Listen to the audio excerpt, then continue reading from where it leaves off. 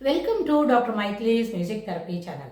இன்றைய பதிவிலையும் self concept, self esteem, self perception என்ற தலைப்பிலேயே சில செய்திகளை நம்ம பகிர்ந்துக்கலாம். It is a social environment that moulds and shapes the personality of the individual அப்படின்னு நம்மளுக்கு இது வரைக்கும் பார்த்துட்டு வரோம். இந்த சோஷியல் என்விரான்மெண்ட்டில் நம்மளோட பர்சனாலிட்டியை மோல்டு பண்ணும்போது நம்மளோட செல்ஃப் எஸ்டீம் எந்த அளவுக்கு என்ஹான்ஸ் ஆகிருக்கு, எந்த அளவுக்கு நம்மளை பற்றி நம்ம தெரிஞ்சுக்கிட்டு இருக்கிறோம் அப்படின்றது அது ஒன்றும். நம்மளுக்கு என்னெல்லாம் தெரியும்னா நம்மளுக்கு எந்த விஷயத்தில் கான்ஃபிடன்ஸ் இருக்கோ அதை பற்றி அடுத்தவங்களை எப்படி நம்மளை ரேட் பண்ணுறாங்க, நம்மளுக்கு எது விஷயம் தெரியும்னு சொல்கிறாங்களா, நம்மளுக்கு விஷயம் தெரியலன்னு சொல்கிறாங்களா, சமுதாயத்தில் நம்மளுக்கு பழக தெரியலையா அப்படின்றதெல்லாம் பொறுத்து தான் நம்மளோட பர்சனாலிட்டி மேக்கப் இருக்கும். இந்த பர்சனாலிட்டி மேக்கப்ன்றது என்ன, சோஷியல் என்விரான்மெண்ட்டில் என்ஹான்ஸ் பண்ணுறதுன்னு தான் இப்போ தான் பார்த்தோம். அந்த சோஷியல் என்விரான்மெண்ட்டில் how we are interacting with others, what are all the exhibition of our behavior, what is that we are exhibiting in midst of others. ஒரு சோஷியல் கேதரிங்கில், ஒரு கெட் டுகெதரில், இல்லாட்டி போனால் ஒரு வீட்டில், இந்த ஹோம் ஃப்ரண்ட்டில் மற்றவங்களோட எப்படி ஒரு விஷயங்களை தெளிவாக நம்ம புரிஞ்சுக்கிறோம், அந்த புரிஞ்சுக்கொண்ட விஷயங்களை எப்படி தெளிவாக நம்ம என்ன நடத்தி காட்டுறோம் அப்படின்றத பொறுத்து தான் நம்மளோட செல்ஃப் எஸ்டீம் என்ஹான்ஸ் ஆகும். செல்ஃப் எஸ்டீம் என்ஹான்ஸ் ஆகிறதுக்கு இன்னொரு காரணம் கூட சொன்னோம். நம்மளை இப்படிலாம் நடந்துக்கிறோமே, நம்மளை பற்றி அடுத்தவங்க எப்படி ரேட் பண்ணுறாங்க, அவங்க என்ன நினைக்கிறாங்க நம்மளை பற்றி அப்படின்றத பொறுத்து கூட நம்மளோட செல்ஃப் எஸ்டீம் என்ஹான்ஸ் ஆகும். ஆனால் இந்த செல்ஃப் கான்செப்ட் இருக்குமே, நம்மளுக்கு என்ன தெரியும் இதெல்லாம் தெரியாது அப்படின்னா அப்போ என்ன பண்ணுவாங்கன்னு கேட்டால், நம்மளுக்கு எதெல்லாம் தெரியாதோ அது யாருக்கு தெரிஞ்சிருக்கோ அவங்களோட இவங்க பழக மாட்டாங்க, அவங்களோட இவங்க பழகிறத தவிர்த்துடுவாங்க. முதல் விஷயம். ரெண்டாவது, அப்படி அவங்களோட பழக வேண்டிய ஒரு கட்டாயம் வந்ததுன்னா அவங்கள எப்படி பீலிட்டில் பண்ணலாம், how we can harass them by words or by actions, by deeds அப்படிலாம் நினைப்பாங்க.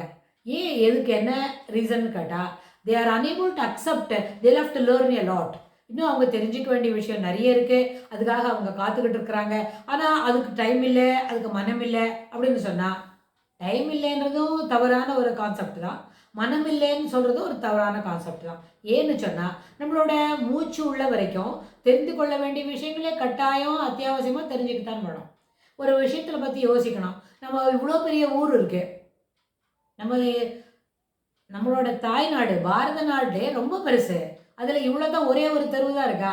இல்லை, இத்தனை ஸ்டேட் இருக்குது, இத்தனை கோடி ஜனங்கள் இருக்கும், 140 crores ப்ளஸ் அப்படி இருக்கிறோம். அப்படின்னா அதில் நம்மளுக்கு எத்தனை பேர் தெரியும், எத்தனை பேரோட நம்மளோட பழக முடியும்?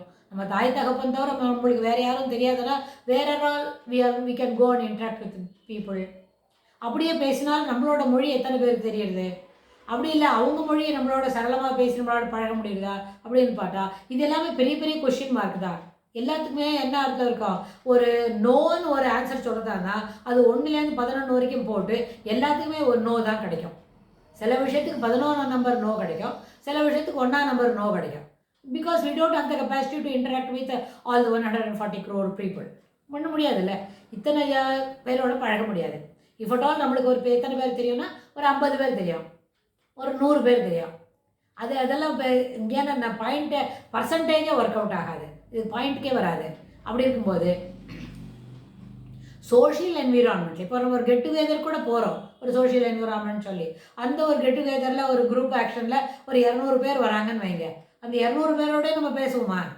நம்மளுக்கு தெரியுமா அவங்களெல்லாம்? இல்லை அவங்க அத்தனை பேருக்கு நம்மளை தெரியுமா? எதுவுமே சாத்தியம் இல்லை.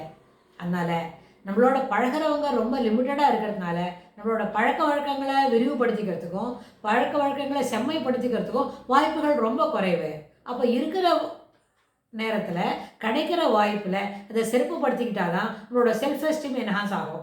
செல்ஃப் எஸ்டீம் என்ஹான்ஸ் ஆனால் தான் அதை பற்றின ரேட்டிங் தகுந்த மாதிரி நம்மளோட பர்சனாலிட்டி மேக்கப் மாறும். இது ஒரு அத்தியாவசியமான லிங்க்கு.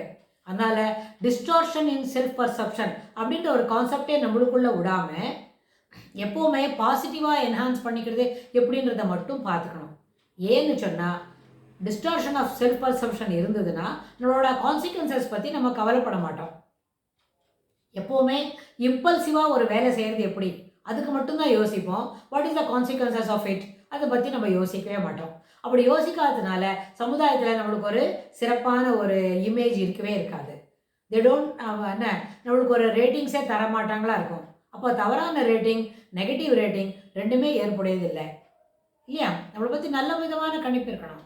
நல்ல விதமான கணிப்பு இருந்தால் தான் நம்மளோட முறையில் பூஸ்ட் பண்ணோம். அப்போ தான் நம்ம ஒரு சிறப்பான ஒரு இடத்துக்கு போக முடியும், சிறப்பான தகுதியை நம்மளால் அடைய முடியும். அப்படின்னு சொன்னால் இந்த அடிப்படையில் நம்மளோட டிஸ்டார்ஷன் ஆஃப் பர்செப்ஷன் அப்படிங்கிற அந்த வார்த்தையை நம்ம டைரியிலேருந்தோ நம்மளோட டே டு டே ரொட்டீன்லேருந்தோ என்ன பண்ணோம், டிலீட் பண்ணிவிட்டு positive approach towards our social learning அப்படின்றத மட்டுமே வளர்த்துட்டாலே over the period our self esteem will go and the positive trend. ஒரு கிராஃப் ஒன்று போட்டுக்கிறோம், செல்ஃப் எஸ்டீம்னு ஒன்று இருக்குது. ஓவர் த பீரியட் நம்மளை பற்றி அடுத்தவங்க என்ன நினைக்கிறாங்க, நம்மளை பற்றி நாமே என்ன நினைக்கிறோம், நம்மக்கிட்ட இருக்கிற இம்மீடியட் என்விரான்மெண்ட்டோ, ஹோம் ஃப்ரெண்டோ, சோஷியல் கேதரிங்ஸோ, சோஷியல் இன்ட்ராக்ஷன்லையோ நம்ம எப்படி பழகிறோம், இது மூணுத்தையும் சேர்த்து வச்சு ஒரு பாயிண்ட்டை கூப்பிட்டுக்கிட்டே இருந்து ஓவர் த பீரியட் அந்த கிராஃபை நம்ம ஃபில் பண்ணுறோம்னு சொன்னால் என்ன இருக்கும், கண்ணுக்கு நிதர்சனமாக வெள்ளிடை மலையாக இந்த கிராஃப் வந்து ஹையர் லெவலுக்கு போகிறது பார்க்க முடியும். ஆனால் it cannot happen on a single day. ஒரு இன்றைக்கி ஆரம்பித்தா நாளைக்கே முடியாது. ஓவர் த பீரியட் துளி துளியாக அதை நம்ம என்ஹான்ஸ் பண்ணிக்க முடியும். ப்ரொவைடட் டிஸ்டார்ஷன் இன் பர்செப்ஷன், செல்ஃப் பர்செப்ஷனில் டிஸ்டார்ஷன் இல்லாமல் பார்த்துக்க வேண்டியது அத்தியாவசியம். ஏன்னா டிஸ்டார்ஷன் வந்துட்டுன்னு சொன்னால் நம்மளுக்கு ஆன்டி சோஷியல் ஆக்டிவிட்டீஸ் பண்ணுறது தவறில்லை அப்படின்னு மனசில் எட்டும். மோர் நெகட்டிவ் ஆஸ்பெக்ட்ஸ் இருந்தால் மனசுக்குள்ள ரொம்ப எதிர்மறையான கருத்துக்கள் தான் வரும். எதிர்மறையான கருத்துக்களை வேற நம்ம என்ன பண்ண ஆரம்பிப்போம், ஜஸ்டிஃபை பண்ண துவங்குவோம். ஸோ இதெல்லாமே ஏற்புடையதில்லை சிறப்பான பர்சனாலிட்டி மேக்கப் போகணும்னு சொன்னால். இந்த அடிப்படையில் positive aspects of social environment மட்டுமே வளர்த்துக்கணும் அப்படின்னு சொல்லி இந்த பதிவை நிறைவு செய்யலாம். இது தொடர்புடைய செய்திகளை வரப்போகிற பகுதிகளிலும் பார்க்கலாம். தேங்க்ஸ்.